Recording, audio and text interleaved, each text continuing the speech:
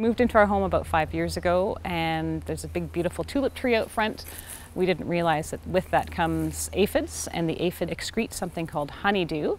And the honeydew is extremely sticky. It coats cars, it coats the driveway, it coats all of the plants and other trees in our entire backyard. And with that comes wasps and all sorts of other pests as well. We have to wash the car, or at least rinse it off, not necessarily wash it every single time we're going to use it. It's too sticky to sort of grab the handles and open it up to put our children in, and it's just impossible to see out of the windshield until we've cleaned it off. It definitely gets tracked into the house, yeah. It gets on the bottom of your shoes, on the bottom of the stroller wheels, and it'll just sort of go for blocks. You can just sort of track the whole street up with you. Unfortunately, the interactions with the city haven't been great. And everyone we've spoken to at 311 has been extremely courteous and tried to be helpful.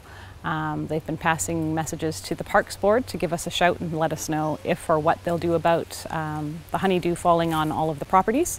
And we've never heard back from the Parks Board. I complained last year starting in June, and by the time September rolled around, I hadn't heard anything. And then this year I started in early July, and I still haven't heard back from the Parks Board. I'd love an update.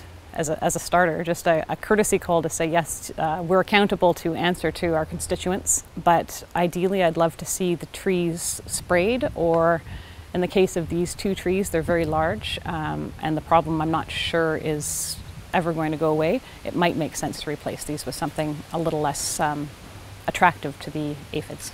I'm not really sure what my next step is. I spoke to 311 last week on Friday, and they said they would submit a feedback form rather than just pass it on to the Parks Board this time. So it should, in theory, go to a manager who will get back in touch with me about it.